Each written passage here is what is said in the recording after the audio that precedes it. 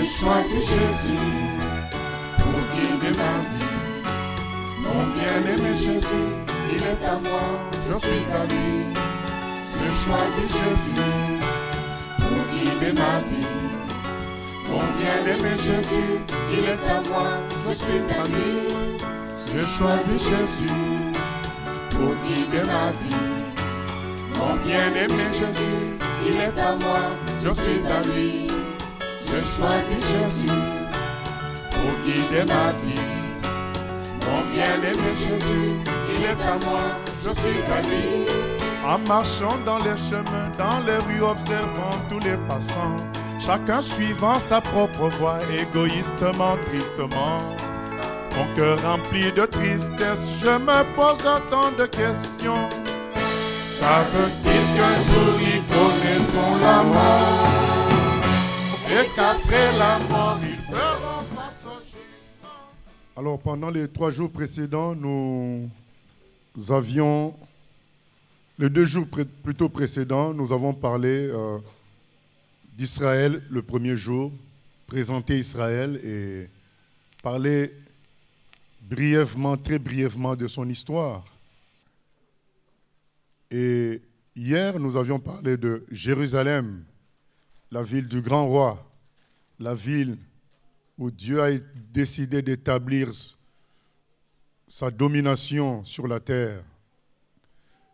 Car un jour, le royaume de Dieu va se manifester sur la terre. Et le lieu où siégera l'Éternel sera Jérusalem. Et nous avions parlé de l'amour particulier de Dieu pour cette ville, ce qui devait nous inciter, nous aussi, à aimer cette ville et à prier pour elle conformément à Ésaïe 62. Et on avait expliqué aussi que nous étions une forme de Jérusalem, parce que Dieu appelle Jérusalem son épouse, et nous sommes aussi l'épouse du Christ. Et si Dieu chérit tant Jérusalem, il nous aime aussi beaucoup, nous qui sommes devenus son temple, nous qui sommes devenus sa Jérusalem. Et donc, en quelque sorte, que ce soit l'Église, que ce soit Jérusalem, la ville, nous sommes appelés à nous unir, Jérusalem et l'Église du Seigneur, parce que les deux sont appelés épouses de Dieu. Aujourd'hui, nous parlons d'Israël et l'Église. Comment gérer cette affaire-là?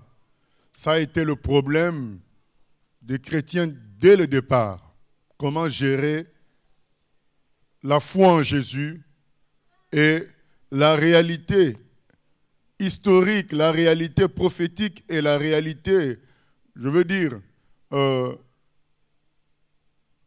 la base de notre construction qui est Israël. Et certains, je ne crois pas qu'ils étaient vraiment de vrais chrétiens, mais je pense qu'aussi certains vrais chrétiens se sont trompés. Beaucoup ont voulu séparer d'une manière appuyer les deux entités, Israël et l'Église. Cela conduit, entre autres, à ce qu'on appelle la théorie de substitution. Parce que quand vous voulez séparer Israël et l'Église, qu'est-ce qui se passe? Vous êtes confrontés à tant de prophéties, à tant de versets bibliques qui parlent d'Israël que, en tant que chrétien, vous êtes bloqué, vous êtes obligé de créer de fausses interprétations de ces passages. Parce qu'il y a tellement de passages qui parlent d'Israël, qui parlent d'Abraham, d'Isaac, de Jacob. Il y en a tellement. Jésus en parle, les apôtres en parlent. Même quand il y a eu la Pentecôte, Pierre, quand il a prêché, il a fait référence encore à Israël toujours.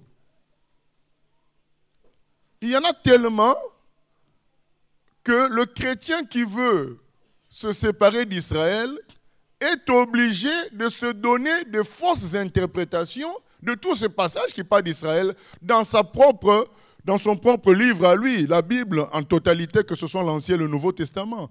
Il est dérangé même, on a lu même le premier jour le livre d'Apocalypse.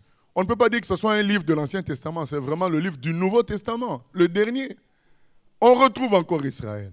Alors, ça conduit des chrétiens qui n'étaient pas mûrs dans l'unité avec le Seigneur, et qui était aussi influencé par le diable, a constitué une théorie qu'on appelle la théorie de la substitution, où l'Église, c'était le vrai Israël, et qu'avec Israël ancien, c'est passé. Maintenant, c'est l'Église qu'on doit mettre partout où on voit le mot Israël dans la Bible, ce qui est vraiment faux, parce que même un enfant de 8 ans, de 7 ans, qui va lire ces parties où on parle d'Israël, va bien comprendre qu'il s'agit bien d'Israël physique, il ne s'agit pas d'un Israël spirituel qui serait l'Église. Parce que, par exemple, dans l'Apocalypse au chapitre 7, on scinde bien les deux réalités. On parle des 12 tribus d'Israël, les 144 000. Après les 144 000, on dit qu'il y avait une multitude qu'on ne pouvait compter de toutes les nations. Donc on voit bien qu'il y a les deux réalités. Donc on ne peut pas dire que Israël, cité dans Apocalypse 7, ce n'est qu'une image de l'Église. C'est faux parce qu'après on parle de l'Église elle-même. Donc c'est vraiment Israël. Et il y a maintenant aussi malheureusement certains qui ont voulu faire une fusion aveugle. Ils ont voulu faire une fusion aveugle et c'est ce qui a conduit à ce qu'on appelle la judaïsation de beaucoup de chrétiens qui ont voulu continuer tout ce qui se passait, tout ce qui se faisait autrefois, sans discernement. Et ils ont en quelque sorte judaïsé. On se souvient de la réprimande de Paul vis-à-vis de Pierre dans Galates pour lui dire que toi-même tu ne judaïses pas, tu n'as pas à forcer les autres à judaïser. Aujourd'hui, la grâce et la vérité, c'est écrit dans Jean 1,17, sont venus par Jésus. Donc c'est clair qu'aujourd'hui nous sommes disciples de Jésus et nous n'avons pas à judaïser parce que le salut ne se trouve qu'en Jésus. Et c'est ce que Pierre lui-même prêche dans Actes des Apôtres au chapitre 4, verset 12. Il dit, il n'y a de salut en aucun autre nom. Donc, autrement dit, on ne peut pas être sauvé autrement que par ce nom-là, le nom de Jésus. Donc nous n'avons pas à judaïser. Toutefois, nous avons à considérer la réalité d'Israël comme une réalité essentielle à notre foi. Et c'est ce que nous allons expliquer en lisant Romains 11. Quand je dis nous allons expliquer, le texte lui-même nous expliquera. Le texte est suffisamment long pour être clair en même temps. Alors, c'est écrit dans Romains au chapitre 11. C'est l'apôtre Paul qu'on considère comme étant l'apôtre des païens. Donc, Paul et Pierre ont eu deux missions particulières. Pierre s'adressait aux Juifs et Paul s'adressait aux païens. Et Paul était fier de son ministère qui consistait à s'adresser aux païens parce que s'adresser aux Juifs, en quelque sorte, c'était logique pour un Juif de s'adresser aux Juifs. Et d'ailleurs, il faut savoir que quand les premiers chrétiens, c'est-à-dire ceux que nous appelons Pierre, Jean, Jacques, écoutaient Jésus, ils n'avaient même pas l'idée que nous puissions être sauvés. Ils écoutaient Jésus dans la ligne dans la lignée de ce qu'eux, ils ont toujours entendu autrefois. C'était pour eux une continuité. Et Paul a reçu la grâce de bien comprendre que vraiment le salut était ouvert à toute l'humanité. C'est pourquoi il en était fier et il prêchait aux païens le salut par grâce, par le moyen de la foi. Et Pierre, lui, il prêchait aux Juifs. Et Paul, qui est l'apôtre des païens, nous met en garde pour dire attention, d'accord, le salut maintenant est ouvert à tous, mais ne négligeons pas, n'oublions pas nos racines, n'oublions pas ce que Dieu a fait comme construction pour que nous on arrive. C'est comme si le toit ou les fenêtres qui sont très belles veulent négliger la fondation, veulent négliger le mur. Sans les murs, il n'y a pas de fenêtre. Et nous lisons Romains 11. Je dis donc, Dieu a-t-il rejeté son peuple? Loin de là, car moi aussi je suis israélite de la postérité d'Abraham. de la tribu de Benjamin. Paul est obligé de commencer ainsi pour dire, est-ce que Dieu a rejeté son peuple? Non. Mais pourquoi penserait-on que Dieu a rejeté son peuple? Puisque les chrétiens qui considéraient servir le véritable Dieu et le Dieu des Juifs, étaient consternés de voir que finalement la majorité du peuple élu n'a pas suivi son Dieu. Alors, il y a un raisonnement automatique humain qui vient dans la tête, c'est que donc, s'ils n'ont pas suivi, forcément Dieu les a rejetés.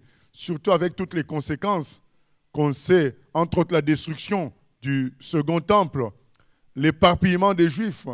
Et Paul explique que ce n'est pas que Dieu ait rejeté son peuple.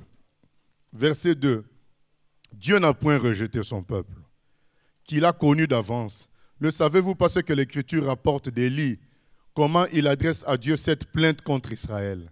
Seigneur, ils ont tué les prophètes, ils ont renversé tes autels. Moi seul, je suis resté. Et ils cherchent à m'ôter la vie. Mais quelle réponse Dieu lui donne-t-il? Je me suis réservé 7000 hommes qui n'ont point fléchi le genou devant Baal. De même aussi, dans le temps présent, il y a un reste selon l'élection de la grâce. Or, si c'est par grâce, ce n'est plus par les œuvres, autrement la grâce n'est plus une grâce. Et si c'est par les œuvres, ce n'est plus une grâce, autrement l'œuvre n'est plus une œuvre. L'apôtre Paul nous dit ceci, Dieu n'a pas rejeté son peuple qu'il a connu d'avance. Qu'est-ce que ça veut dire qu'il a connu d'avance? Donc Dieu a déjà formé un plan. Avant même que ce peuple existe, Dieu avait déjà formé un plan. Dire que Dieu rejette son peuple, ça voudrait dire que Dieu rejette aussi son plan. Or, c'était impossible. Dieu sait qu'il a tracé comme plan doit s'accomplir.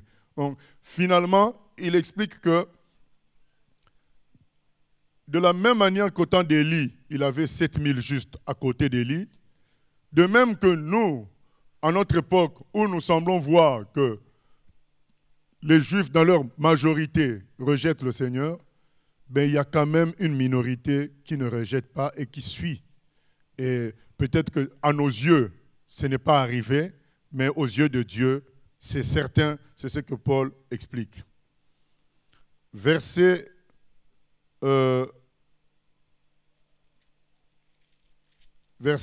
7. Quoi donc?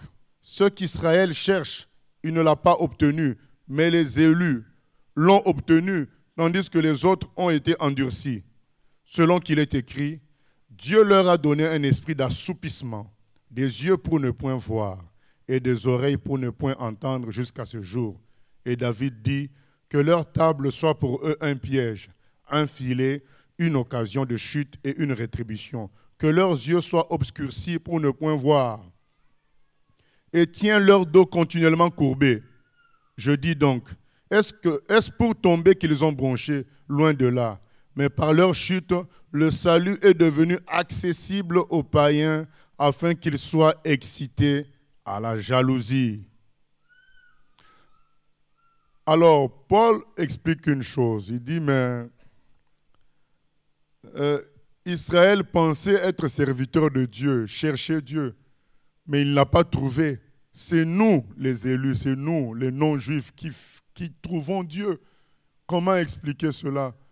Paul dit, c'est un assoupissement qui a été mis sur Israël, un voile qui a été mis sur Israël, afin qu'il soit humilié à travers le fait que nous, les non concernés par l'histoire d'Israël, nous puissions bénéficier de tout ce que l'histoire d'Israël a voulu produire.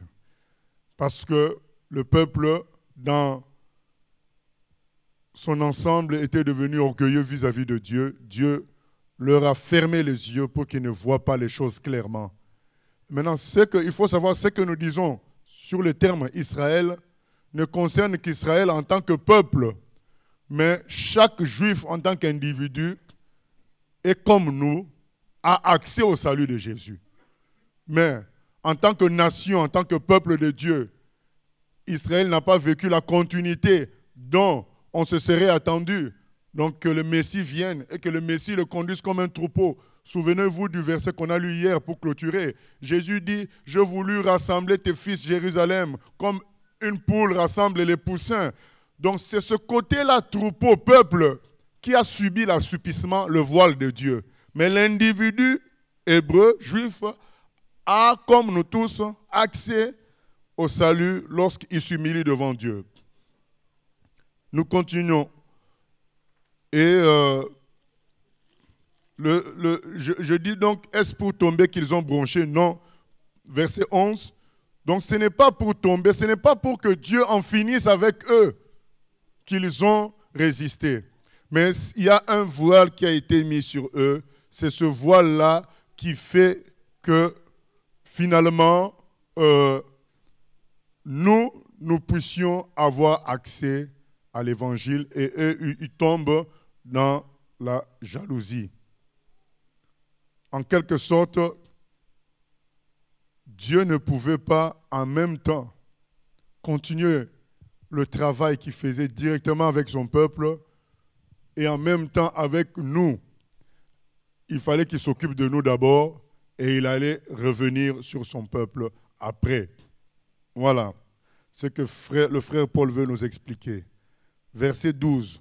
Or, si leur chute a été la richesse du monde et leur amoindrissement la richesse des païens que nous sommes, combien plus en sera-t-il ainsi quand ils se convertiront tous? Donc Paul explique que leur incrédulité a conduit à notre salut. Maintenant, le jour où eux ils vont se convertir, ça va être quoi alors? Ça va produire quoi? Si leur incrédulité produit notre salut, leur conversion produira quelque chose encore de plus excellent.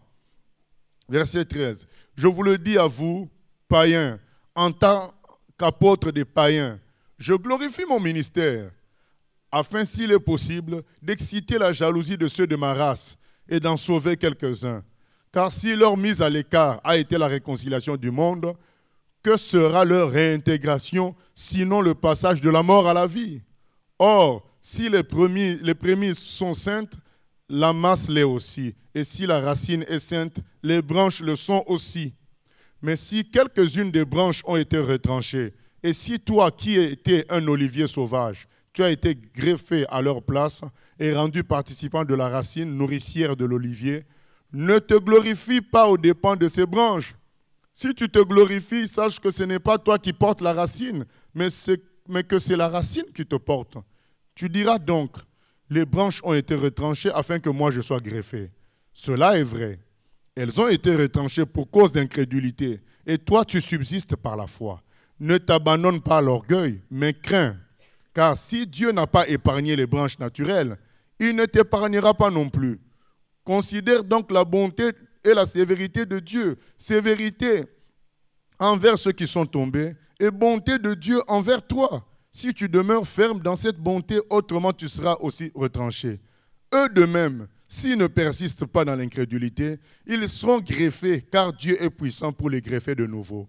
Si toi, tu as été coupé de l'olivier sauvage selon sa nature et greffé contrairement à ta nature sur l'olivier franc, à plus forte raison, eux seront-ils greffés selon leur nature sur leur propre olivier. Car je ne veux pas, frères, que vous ignoriez ce mystère, afin que vous ne vous regardiez point comme sages.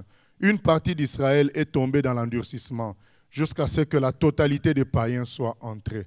Voilà ce que le frère Paul dit. Il dit, Israël est comme l'olivier, et certaines branches ont été coupées pour que nous soyons greffés à la place de ces branches-là. Il dit, mais attention, toi qui as été greffé, ne tombe pas dans l'orgueil en méprisant ceux qui ont été coupés, parce que eux qui étaient dans leur propre arbre ont été coupés quand même. À combien plus forte raison, toi, l'étranger qui vient d'être greffé, tu peux aussi être coupé si tu ne demeures pas dans l'humilité et la foi.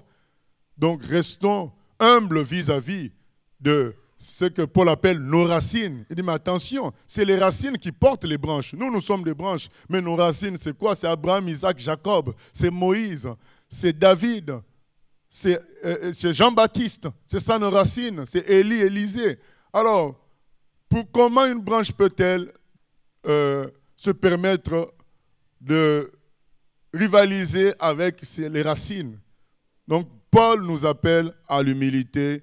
Il dit, aujourd'hui, si Dieu a été sévère envers les branches coupées, il peut l'être davantage avec nous, les branches greffées. Donc, soyons toujours dans l'humilité et dans la foi en toute la parole de Dieu.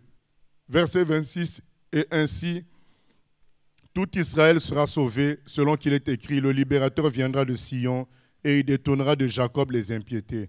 Et ce sera mon alliance avec eux lorsque j'ôterai leurs péchés. En ce qui concerne l'évangile, ils sont ennemis à cause de vous. Mais en ce qui concerne l'élection, ils sont aimés à cause de leur Père, car les dons et l'appel de Dieu sont irrévocables. De même que vous avez autrefois désobéi à Dieu et que par leur désobéissance, vous avez maintenant obtenu miséricorde, de même ils ont maintenant désobéi, afin que par la miséricorde qui vous a été faite, ils obtiennent miséricorde. Cette partie est très importante. Qu'est-ce qui est dit là? Il est dit que autrefois, nous étions considérés comme des perdus, nous étions désobéissants par le comportement de nos pays, par le comportement de nos parents. Nous étions sans Dieu, nous étions dans la désobéissance. Mais la désobéissance des Hébreux, des Juifs, a conduit au fait que l'évangile nous soit adressé et que nous soyons sauvés. Donc que la miséricorde de Dieu se manifeste en notre faveur. Alors l'apôtre dit, donc aujourd'hui, eux aussi, maintenant ils sont dans la désobéissance puisqu'ils ont rejeté leur Messie. Dans ce cas, que la miséricorde que Dieu nous a faite serve maintenant à leur salut à eux. Au lieu que nous soyons des grands discoureurs, des orgueilleux, qui considérions les Juifs comme des mauvais, des gens perdus, au contraire, la miséricorde qui doit nous être faite, qui nous a été faite, doit être utilisée pour leur salut. Nous devons avoir un comportement d'humilité, d'amour en faveur de ce peuple qui, en étant perdu, a favorisé notre salut. Donc notre réaction doit être plutôt une grande reconnaissance et une entreprise de prière et d'action pour les ramener à Dieu, parce que leur perdition a été notre salut. Donc on devrait par reconnaissance chercher leur salut aussi. C'est ce que le frère dit dans cette partie. Donc prenons conscience de cela. Verset 32. Car Dieu a renfermé tous les hommes dans la désobéissance pour faire miséricorde à tous. Donc finalement, nous qui étions sans Dieu autrefois, nous étions dans la désobéissance. Aujourd'hui, c'est eux qui sont dans la désobéissance. Comme ça, tout le monde est dans la désobéissance pour que tous bénéficient. Tout le monde a connu la désobéissance plutôt pour que tous bénéficient gratuitement du salut de Dieu. Ainsi, personne ne pourra dire « je suis sauvé par moi-même », mais que par grâce. Voilà l'objectif de Dieu à travers l'assoupissement d'Israël. Donc aujourd'hui, bien-aimés, notre attitude, ça doit être quoi? Ça doit être la prière et le travail pour que tout Israël connaisse Dieu et soit sauvé. Que la miséricorde qui nous a été faite contribue à leur salut. Et ça sera un juste retour des choses. Nous devons nous rappeler de cela. Nous devons comprendre que Israël, c'est notre racine. Aujourd'hui, comment nous arrivons à justifier de la réalité de Jésus? Mais tout ce que Jésus a dit, tout ce qu'il a fait, les endroits où il a circulé, nous pouvons retrouver ça physiquement. Nous pouvons voir réellement qu'il est passé par là. Les témoignages concordants de la Bible sont là. Nous pouvons justifier de la réalité de Jésus par les prophéties de l'Ancien Testament, mais tout ça, c'est l'histoire avec Israël, de Dieu avec Israël. Donc, nous devons avoir une attitude d'humilité, de reconnaissance. Prions pour eux, travaillons à leur salut et ne soyons pas orgueilleux vis-à-vis de leur incrédulité. C'est vrai que quand on les voit dans leur incrédulité, nous sommes estomaqués, nous sommes stupéfaits de voir, mais tiens, mais comment ils peuvent être incrédules alors que c'est clair que Jésus est le Messie. Mais c'est clair pour toi et moi, ce n'est pas clair forcément pour eux. Donc il y a eu aussi des siècles d'endoctrinement par les rabbins. Donc il faut qu'on comprenne cela. Il y a eu des siècles de persécution des chrétiens vis-à-vis des juifs, de ceux qui s'appelaient chrétiens.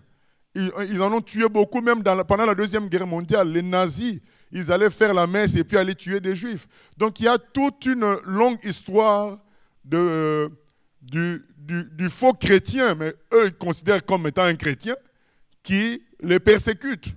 Et donc il faut un certain temps pour nettoyer cela et présenter le véritable évangile, le véritable Jésus. Et moi, quand je parle aux Juifs, je dis, mais Jésus, ce n'est pas le Dieu des non-Juifs. Jésus est un Juif. C'est votre Messie. Nous en profitons. Mais c'est vous qui aurez dû en profiter réellement. Il faut avoir cette humilité de reconnaître le schéma des choses tel qu'il avait été formé par Dieu et présenter cela de sorte que un grand nombre de Juifs, comme notre frère Paul vient de dire, si on peut gagner quelques-uns, et les quelques-uns se multipliant, ça va devenir un grand nombre. Donc il faut présenter l'évangile avec cette humilité-là aux Juifs, hein, leur expliquer que c'est leur Messie. C'est eux qui se sont fait voler leur Messie, c'est eux qui se sont fait prendre leur Messie, volés, oui, par les faux chrétiens qui ont considéré que Jésus c'était autre chose, Israël c'était autre chose. Et c'est faux tout ça. Donc il faut ramener les choses à leur place. Vous savez, même quand Jésus était sur terre, lui, il a parlé de ces deux entités-là. Parce que comme je l'ai dit précédemment, nous n'allons pas fusionner les choses par la chair. Aujourd'hui, les gens qui sont dans le système des synagogues, voilà, avec leurs rabbins, ne sont pas dans la vérité. Parce que la vérité se trouve dans la parole de Dieu. Mais, donc c'est pourquoi nous n'avons pas à chercher à fusionner les choses. Nous devons considérer que c'est des gens qui sont perdus, mais qui sont des descendants d'Abraham, d'Isaac, de Jacob. Donc, et Paul nous explique dans Romains 11 qu'on vient de lire, à cause de leur père, Dieu s'apprête à les sauver. Donc, à cause de leur père, Abraham, Isaac, Jacob, dont nous profitons de la fidélité vis-à-vis de Dieu, ces gens-là sont prédisposés à être sauvés. Et donc, lorsque nous voulons créer des liens, c'est en fonction d'Abraham, d'Isaac et de Jacob, en fonction de la Bible, en fonction de l'Ancien Testament, en fonction de toute la Bible du Nouveau Testament aussi. Mais on ne crée pas des liens juste parce que c'est un juif et qu'on peut faire des choses ensemble. Non. Donc si c'est quelqu'un qui est dans le système de rabbinat, c'est le même système que les catholiques. Donc on n'a pas à communier ensemble. Mais en tant que juif, on doit considérer qu'il est prédisposé à cause de l'amour de Dieu pour ses pères au salut. Et nous devons en parler individuellement, créer des ponts qui soient des ponts qui ne nous amènent pas à communier avec l'ennemi, mais qui soient des ponts qui vont sans compromis nous amener à leur salut. Voilà ce que nous pouvons dire. Et le Seigneur, dans Jean au chapitre 10, verset 16, il nous montre ces deux réalités. Il y a deux réalités, mais qui doivent fusionner plus tard.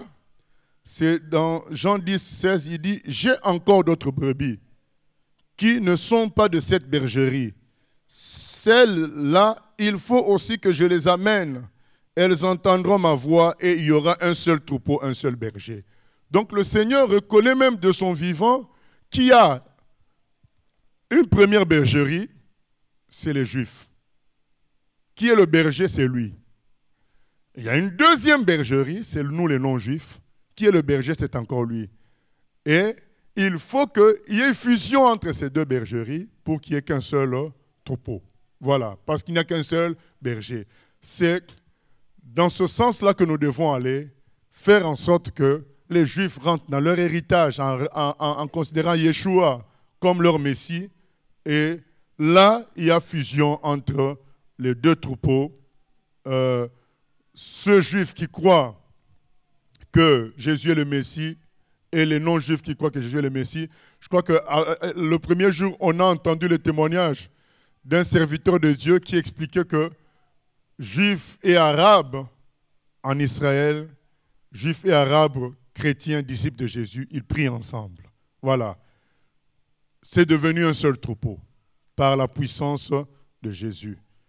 Donc il y a aussi Éphésiens chapitre 2 qu'on a lu tout à l'heure.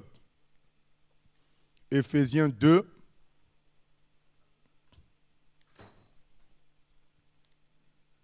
Éphésiens 2, 14. Car il est notre paix. Qui? Jésus. Car il est notre paix. Lui qui de deux n'en a fait qu'un et qui a renversé le mur de séparation, l'inimitié. Donc Jésus est notre paix. La paix entre les juifs et les non-juifs. Parce que il est le Seigneur de tous. Donc il a brisé le mur d'inimitié, le mur qui nous séparait. Et le mur, c'était quoi? C'était toutes nos habitudes, toutes nos façons de faire, tous nos péchés liés à nos traditions, liés à nos passés, qui étaient en abomination vis-à-vis de l'Éternel. Et Jésus, quand il nous apporte l'Évangile, il brise ce mur-là. Aujourd'hui, nous pouvons être considérés comme des co-héritiers de Jésus, alors que nous étions loin de tout ça. De co-héritiers avec Jésus, de Dieu. Alors que nous étions loin de tout cela, Jésus a brisé le mur qui nous empêchait d'entrer dans cet héritage-là. Aujourd'hui, nous pouvons être dans la joie. C'est pourquoi Paul dit, il est notre paix, le Seigneur Jésus. Il a brisé le mur. Verset 15, ayant anéanti par sa chair la loi des ordonnances dans ses prescriptions, il a voulu créer en lui-même avec les deux un seul homme nouveau, en établissant la paix et les réconcilier avec Dieu, l'un et l'autre, en un seul corps, par la croix, en détruisant par elle l'inimitié. Il est venu annoncer la paix à vous qui étiez loin et la paix à ceux qui étaient près. Amen. Car par lui, les uns et les autres, nous avons accès auprès du Père dans un même esprit. Gloire à Jésus. Apocalypse 21. Apocalypse 21.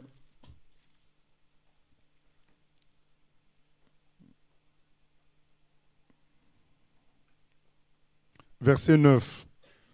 Puis un de sept anges qui tenait les 7 coupes remplies des 7 derniers fléaux vint et il m'adressa la parole en disant, « Viens, je te montrerai l'épouse, la femme de l'agneau. » Il me transporta en esprit sur une grande et haute montagne. Il me montra la ville sainte, Jérusalem, qui descendait du ciel d'auprès de Dieu, ayant la gloire de Dieu. Son éclat était semblable à celui d'une pierre très précieuse, d'une pierre de jaspe, transparente comme du cristal. Elle avait une grande et haute muraille. Elle avait 12 portes, et aux portes 12 anges, et des noms écrits, ceux de 12 tribus des fils d'Israël. À l'Orient, 3 portes, au Nord, 3 portes, au Midi, 3 portes, et à l'Occident, 3 portes. La muraille de la ville avait 12 fondements, et sur eux les 12 noms des 12 apôtres de l'agneau. Quelle réalité du lien entre Israël et l'Église. La même muraille avait 12 fondements, sur les fondements, les noms des 12 apôtres, 12 portes, et sur les portes, c'était écrit le nom de 12 tribus. Quelle unité, quel lien. Et ça nous rappelle les 24 vieillards qui se prosternent devant le Seigneur. Donc on voit bien que c'est deux entités qui sont appelées à fusionner par l'homme de paix qui est Jésus.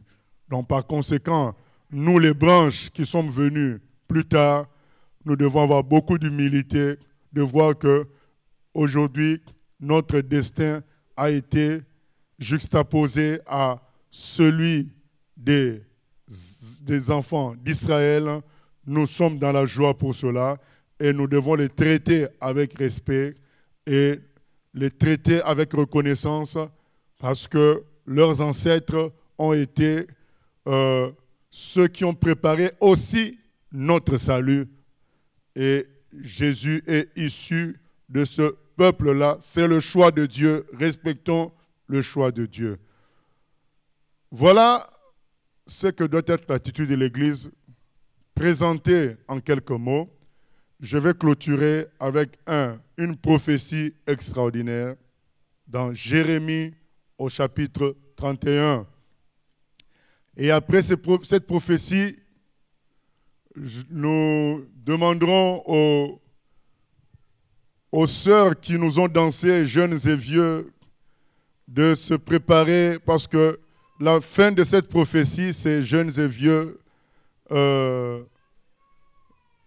qui vont danser ensemble, mais malheureusement, on n'a pas vu de vieux, on n'a vu que des vieilles. Et pendant que nos sœurs vont faire la chorégraphie, les vieux, vous êtes appelés aussi à faire dans le désordre, ce n'est pas grave. Vous vous approchez, vous faites dans le désordre. Et au centre, les jeunes sœurs et les vieilles sœurs vont faire dans l'ordre. Jérémie 31.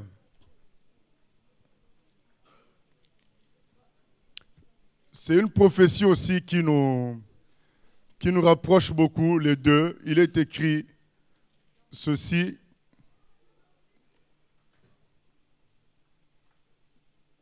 En ce temps-là, et ce temps-là est très proche, en ce temps-là, dit l'Éternel, je serai le Dieu de toutes les familles d'Israël. La chorale, si vous pouvez venir déjà chanter, les choristes qui ne sont pas engagés dans la danse. En ce temps-là, dit l'Éternel, je serai le Dieu de toutes les familles d'Israël. Amen. Et ils seront mon peuple. Ainsi parle l'Éternel. Il a trouvé grâce dans le désert, le peuple de ceux qui ont échappé au glaive. Israël marche vers son lieu de repos. De loin, l'Éternel se montre à moi. Je t'aime d'un amour éternel. C'est pourquoi je te conserve ma bonté. Je te rétablirai encore et tu seras rétabli, Vierge d'Israël. Bien-aimé, c'est clair. Dieu dit qu'il rétablira encore Israël. Tu auras encore des tambourins, tes tambourins pour parure, et tu sortiras au milieu des danses joyeuses. Tu planteras encore des vignes sur les montagnes de Samarie. Les planteurs planteront et cueilleront les fruits. Car le jour vient où les gardes crieront sur la montagne d'Éphraïm. Levez-vous, montons en Sion vers l'Éternel notre Dieu. Car ainsi parle l'Éternel, poussez des cris de joie sur Jacob. Éclatez d'allégresse à la tête des nations. Élevez vos voix, chantez des louanges et dites, Éternel, délivre ton peuple, le reste d'Israël. Voici, je les ramène du pays, du septentrion, je les rassemble des extrémités de la terre. Parmi eux sont l'aveugle et le boiteux, la femme enceinte et celle en travail. C'est une grande multitude qui revient ici. Ils viennent en pleurant et je les conduis au milieu de leurs supplications. Je les mène vers des torrents d'eau par un chemin uni où ils ne chancellent pas, car je suis un père pour Israël et Éphraïm est mon premier-né. Nation, voilà l'Église, nation, écoutez la parole de l'Éternel et publiez-la dans les îles lointaines. Dites, celui qui a dispersé Israël le rassemblera et il le gardera comme le berger garde son troupeau. Car l'Éternel rachète Jacob, il le délivre de la main d'un plus fort que lui. Ils viendront et pousseront des cris de joie sur les hauteurs de Sion. Ils accourront vers les biens de l'Éternel, le blé, le mou, l'huile, les brebis et le bœuf. Leur âme sera comme un jardin arrosé et ils ne seront plus dans la souffrance. Alors les jeunes filles se réjouiront à la danse. Les jeunes hommes et les vieillards se réjouiront aussi. Est-ce qu'il y a des jeunes hommes là? On dit, les jeunes hommes courageux. Il y a des jeunes, on les voit circuler avec des casquettes à l'envers. Ce n'est pas ça le courage. Le courage, c'est venir danser pour l'Éternel. Amen. Hein? Ce n'est pas les grosses baskets. Ce n'est pas ça le courage. Le courage, c'est venir danser pour l'Éternel.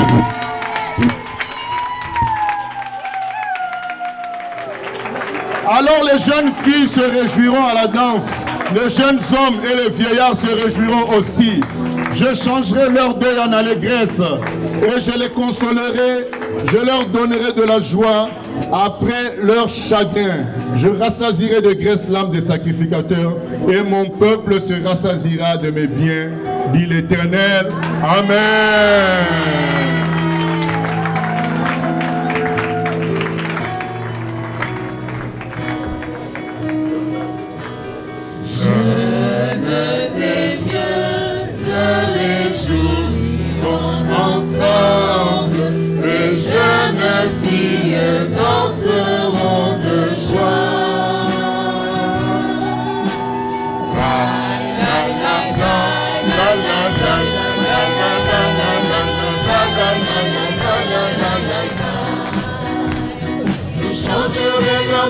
Dans les caisses, je les consolerai, je leur donnerai la joie, au lieu du chagrin, je leur donnerai la joie, je leur donnerai la joie, au lieu du chagrin, je leur donnerai la joie.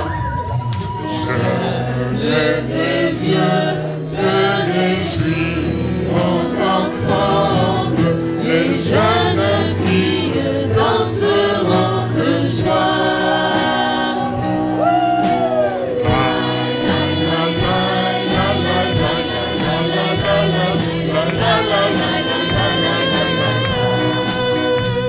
Je changerai leur deuil en allégresse, je les consolerai, je leur donnerai la joie, au lieu du chagrin, je leur donnerai la joie, je leur donnerai la joie, au lieu du chagrin, je leur donnerai la joie.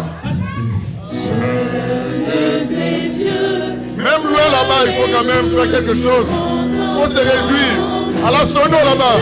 jeunes filles danseront de joie.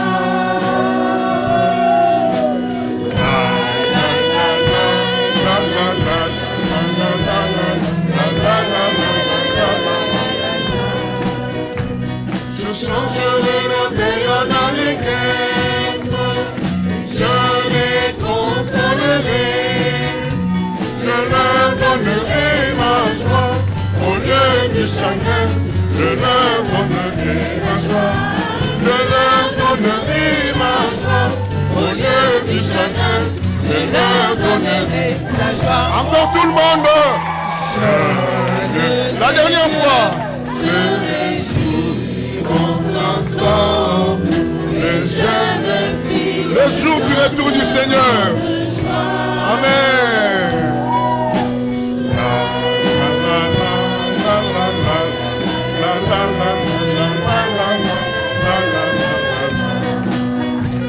Je changerai le deuil en allégresse, je les consolerai, je leur donnerai la joie, au lieu du chagrin, je leur donnerai la joie, je leur donnerai la joie, au lieu du chagrin, je leur donnerai la joie.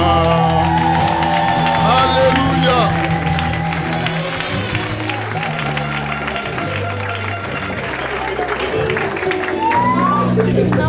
C'est compliqué. Maintenant, c'est compliqué comme ça, on fait du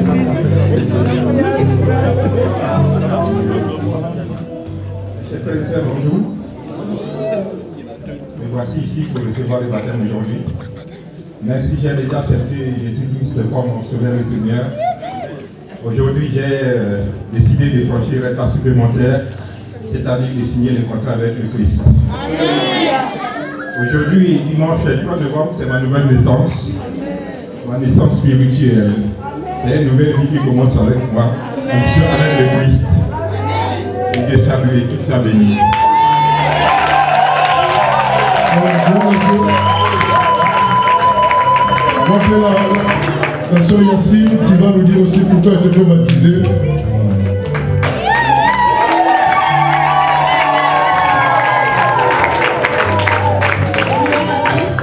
Aujourd'hui, j'ai décidé de passer par les eaux du baptême car je vais laisser ma vie entre les mains de Dieu et marcher selon sa parole.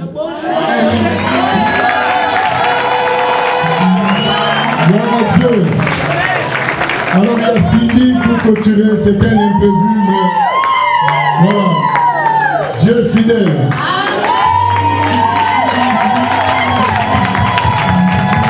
On va parler en anglais, je vais parler en français. Non, non, elle sait parler en français.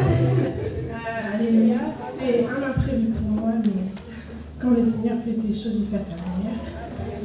C'est avec joie que je demande avec le Seigneur aujourd'hui, parce que j'ai vu la dette depuis longtemps. J'ai vu passer par les zones du baptême il y a des années, mais il y a eu des combats.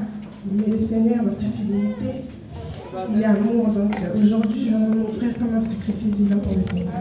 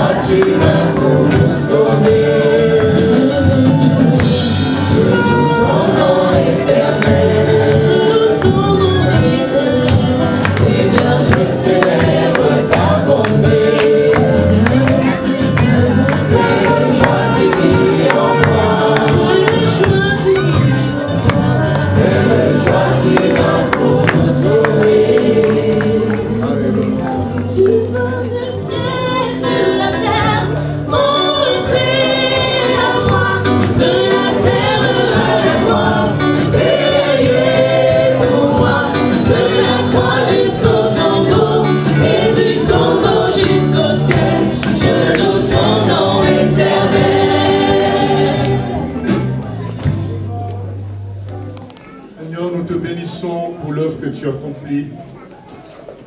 Au nom de Jésus, dans la vie de Mexan, je viens le baptiser dans le nom de Jésus-Christ.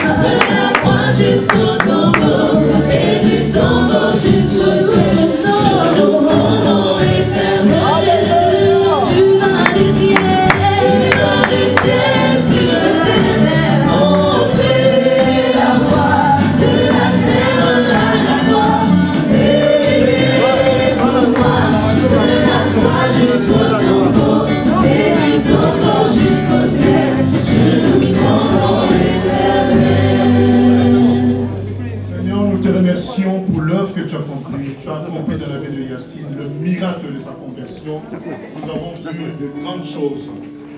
Et je viens le baptiser au nom du Père, du Fils et du Saint-Esprit.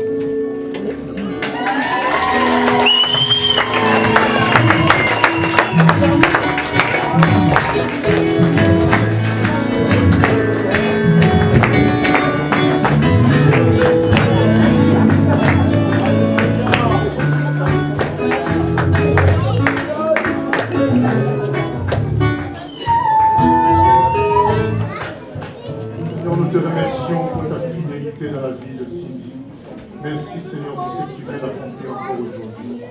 Je te confie sa vie Seigneur que tu t'occupes de toutes choses au nom de Jésus. Je la baptise au nom de Jésus.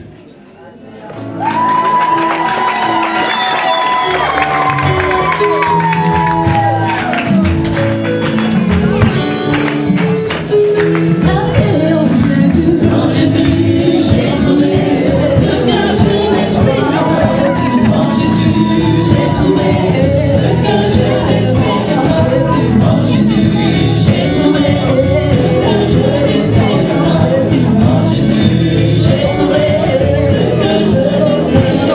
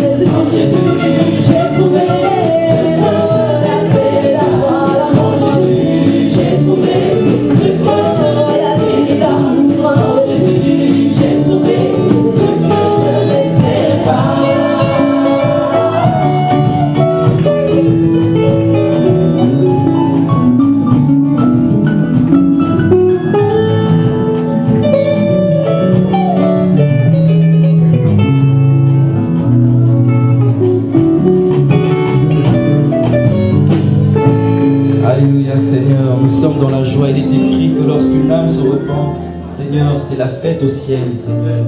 Et nous voulons nous joindre à cette fête qu'il y a en ce moment même, Seigneur, parce que tu as racheté, Seigneur, tu as ramené à toi, Seigneur, celle qui était perdue, Éternel. Et c'est une joie pour nous de te célébrer, de voir encore une fois que tu agis encore aujourd'hui, Seigneur. Merci, Seigneur Jésus, pour l'action de ton esprit dans nos vies. Alléluia. Alléluia.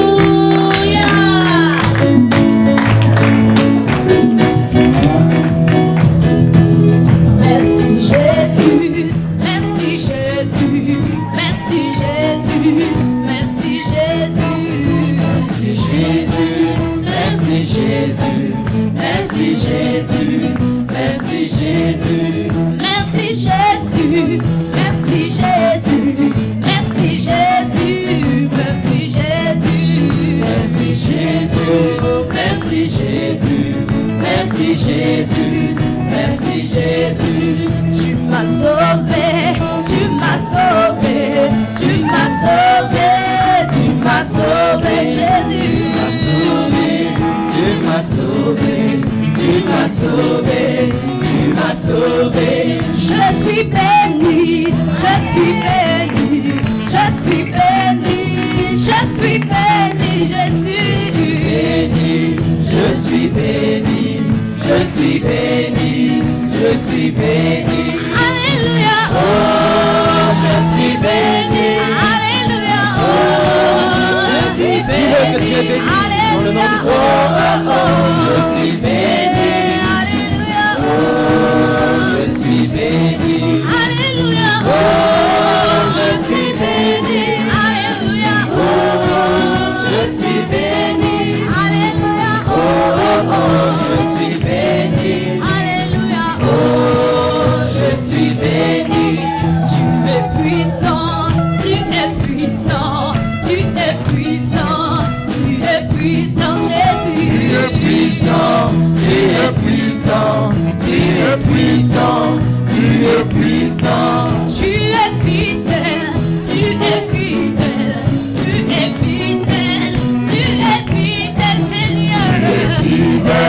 Tu es fidèle, tu es fidèle, tu es fidèle. Alléluia. Oh, tu es fidèle. Alléluia. Oh, tu es fidèle.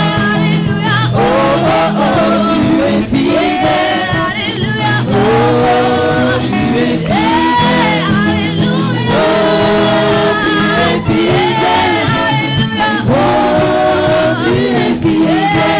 Alléluia. Oh, tu es fidèle. Alléluia. Oh, tu es fidèle. Jésus revient, Jésus revient, Jésus revient, Jésus revient bientôt. Jésus revient, Jésus revient, Jésus revient. Nous t'attendons, nous t'attendons, nous t'attendons. Nous sommes ton épouse, Seigneur. Nous t'attendons, nous t'attendons, nous t'attendons.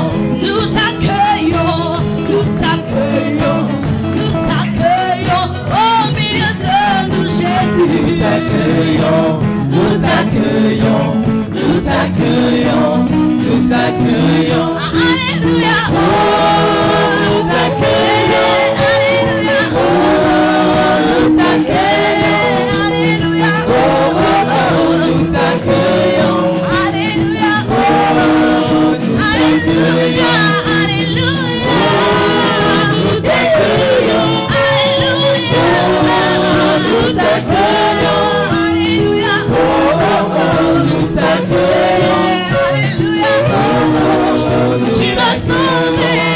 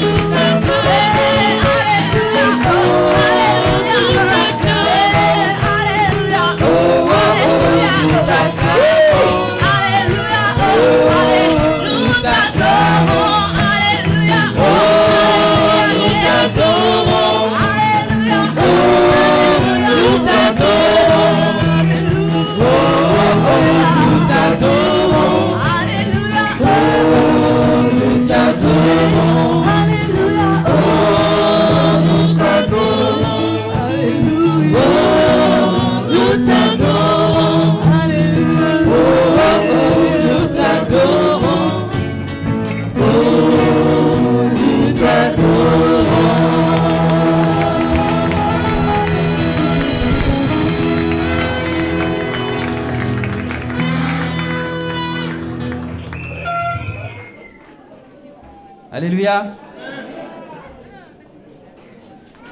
Alors, on a vu les sœurs danser, n'est-ce pas? On a vu les mamans danser. On a vu les enfants danser. Est-ce qu'il manque quelqu'un? Pardon? Les hommes n'ont pas encore dansé, vous êtes sûrs? Bon, comme vous le demandez, donc, je vais inviter les hommes à danser pour le Seigneur. Louez Adonai.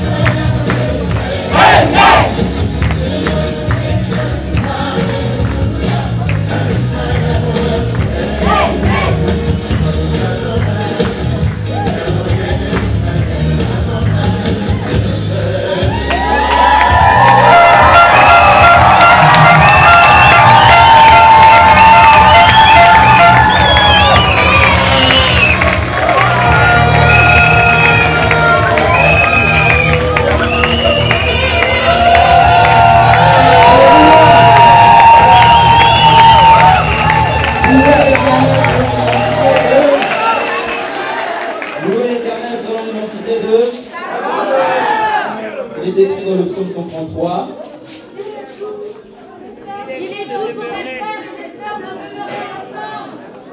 Il est doux pour Alléluia, nous allons chanter ce chant avec les enfants, les hommes et les femmes. Iné Matov. Alléluia.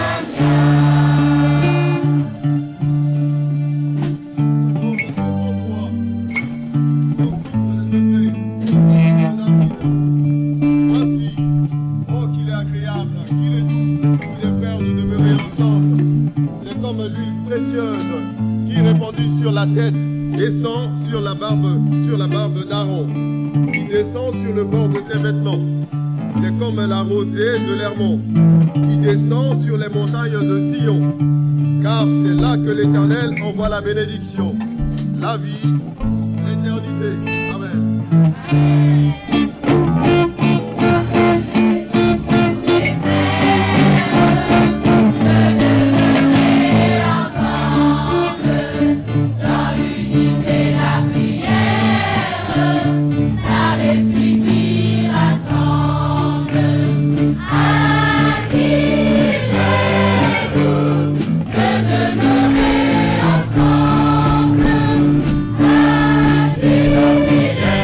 Ensemble,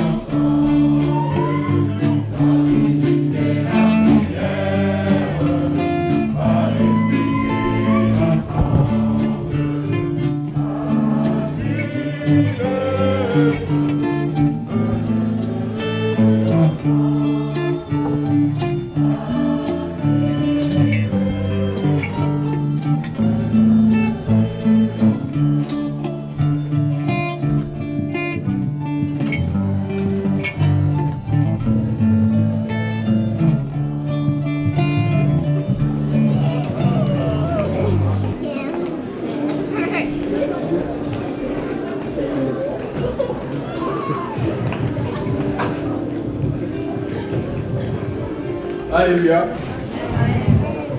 Alors nous arrivons à notre troisième jour. Vous avez déjà suivi 2 sketchs. Là vous allez suivre encore une troisième mise en scène. Donc cette mise en scène en fait traite de la conversion. Donc la conversion, Jésus nous a sauvés et nous a libérés de la puissance du péché. En l'occurrence, nous avons adapté un passage d'Actes des Apôtres, le passage qui parle de Philippe et de l'eunuque éthiopien. Donc l'eunuque éthiopien qui s'en revenait de Jérusalem pour aller adorer et qui avait été en fait envoyé par la reine d'Éthiopie, Candace, et qui était aussi surintendant de tous ces trésors. Donc une personne très haut placée et qui lisait les Écritures sans les comprendre. Et on comprend par là que tout simplement, on peut parfois lire certaines choses, se dire chrétien, se dire converti, mais si nous n'avons pas été baptisés, si nous ne sommes pas passés par les eaux du baptême, cela est aussi vain.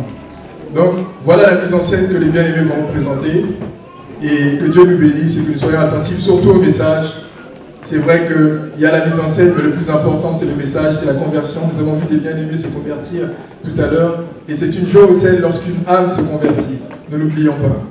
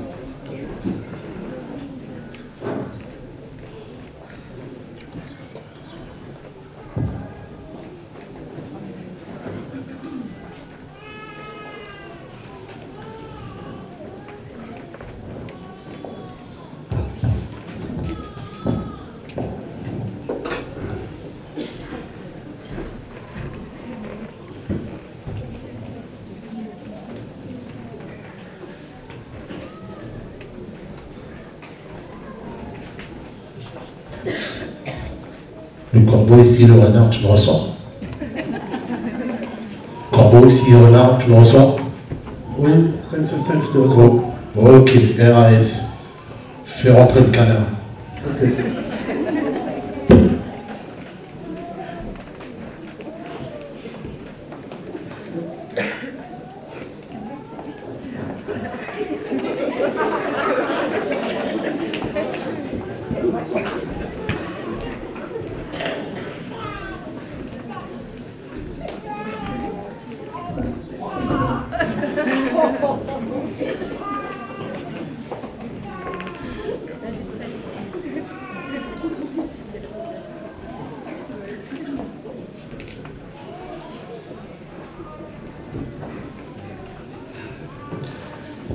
Mesdames, Mesdemoiselles, Messieurs, votre attention s'il vous plaît. Ici votre commandant Alpha qui vous parle en compagnie de son copilote Omega. Nous vous souhaitons bienvenue sur ce vol. Vous voyagez en compagnie de la compagnie Fly Fly en direction de l'aéroport international David Ben Gurion, situé entre Jérusalem et Tel Aviv. Nous allons dès présent vous indiquer les consignes de sécurité. Tout d'abord, les issues de secours signalées par un panneau Exit sont situées au centre et à l'arrière de l'appareil. Un marquage lumineux au sol nous indiquera le cheminement vers ces issues. Les ceintures s'attachent et se détachent de toute façon. En cas de dépressurisation de la cabine, des masques à oxygène tomberont automatiquement devant vous. Tirez sur un masque pour libérer l'oxygène. Placez le masque sur votre visage et respirez normalement. En cas de nécessité, prenez le gilet de sauvetage sous votre siège ou basez l'accoudoir de votre siège. Passez la tête dans l'encolure, attachez et serrez les sangles. Gonflez votre gilet à l'extérieur de l'avion en tirant sur les poignées rouges. La notice que nous vous présentons contient les consignes de sécurité. Veuillez consulter l'exemplaire T2. En vue du décollage, veuillez redresser votre siège et ranger votre tablette. Merci de votre attention et vous souhaitons un bon en compagnie de Fly Adonai.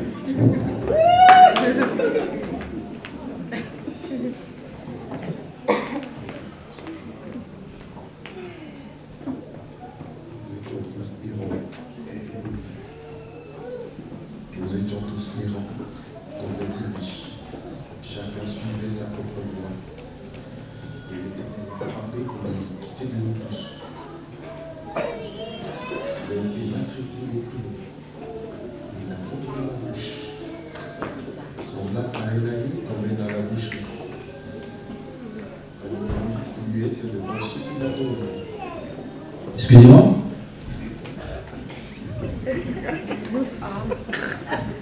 Est-ce que vous comprenez ce que vous lisez?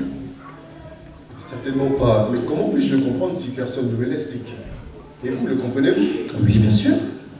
Est-ce que vous pouvez me l'expliquer, s'il vous plaît? Oui, je peux vous l'expliquer. Ah, justement, là j'ai une place de livre à côté de moi. Est-ce que vous pouvez venir vous installer à côté de moi? D'accord, j'arrive. Bon, si cela ne vous dérange pas, on peut se tutoyer, hein? Oui, on peut se tutoyer. D'accord, voilà. Alors, j'étais justement en train de lire Isaïe 53, versets 7 à 8. D'accord, donc Isaïe 53, versets 7 à 8. Il a été maltraité et opprimé, et il n'a point ouvert la bouche. Semblable à un agneau qu'on mène à la boucherie, à une brebis muette devant ceux qui l'attendent, il n'a point ouvert la bouche. Il a été enlevé par l'angoisse et le châtiment. Et parmi ceux de sa génération, qui a cru qu'il était retranché de la terre des vivants et frappé pour le péché de mon peuple? On a mis son sépulcre parmi les méchants, son tombeau parmi les riches, quoiqu'il n'ait point commis de violence. Voilà, donc là j'avais eu du mal à comprendre de qui parle-t-il ce monsieur? De lui-même ou bien de quelqu'un d'autre? D'accord. Donc ce monsieur, donc le prophète Isaïe, il ne parle pas de lui-même, mais il parle du Messie, Jésus-Christ, le Fils de Dieu, qui devait venir pour sauver l'humanité. Alors pourquoi sauver l'humanité? Parce que l'homme ayant péché contre Dieu, l'homme ayant désobéi à Dieu, cela a entraîné le mal dans le monde. Et c'est ce que nous voyons encore aujourd'hui, des guerres, la misère, la souffrance, la mort, toutes ces choses, eh ben, elles ne sont que les conséquences de cette désobéissance de l'homme vis-à-vis de Dieu. Et à cause de cela, eh ben, on était condamnés, on était jugés. Mais Dieu, aimant tellement sa création, aimant tellement les hommes, il ne voulait pas que nous allions en enfer, là où il y a Satan et les anges, mais il voulait que nous puissions être avec lui. C'est pourquoi il fallait qu'il trouve une solution. Et la seule solution qu'il avait trouvée, ben, c'est justement en envoyant Jésus-Christ qui puisse prendre notre place à la croix, que cette condamnation qui devait tomber sur nous, ce jugement qui devait reposer sur nous, et ben Dieu l'a mis sur son Fils, de sorte que quiconque croit en lui ne périsse point, mais qu'il puisse avoir la vie éternelle. C'est ça le message du salut. C'est ça la bonne nouvelle de l'Évangile. Voilà. En tout cas, maintenant, c'est un peu plus clair. Voilà, j'espère que tu as tout compris. Hein. Mesdames, Messieurs, nous abordons notre descente vers l'aéroport international David Ben Gourion. Nous vous invitons à regagner votre siège et vous assurer que vos bagages à main sont situés sous les sièges devant vous ou dans les coffres à bagages. Toute la compagnie Fly Adonai a été très heureuse de vous compter parmi ses passagers.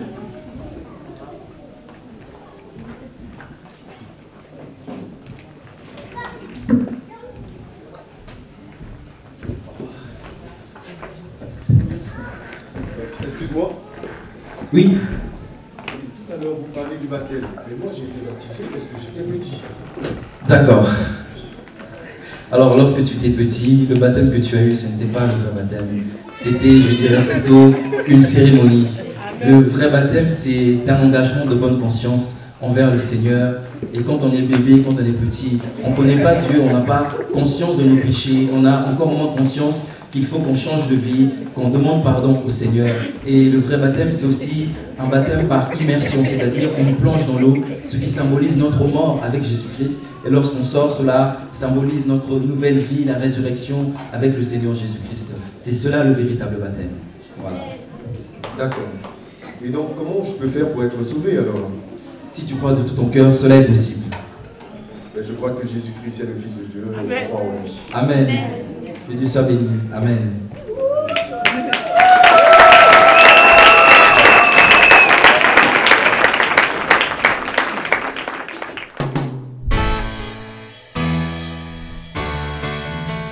J'ai choisi Jésus pour guider ma vie. Mon bien-aimé Jésus, il est à moi, je suis à lui. J'ai choisi Jésus pour guider ma vie.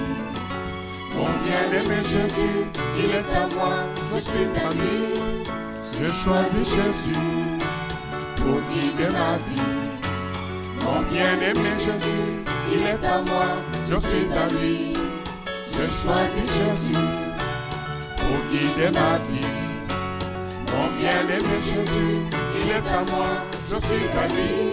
En marchant dans les chemins, dans les rues, observant tous les passants, chacun suivant sa propre voie, égoïstement, tristement.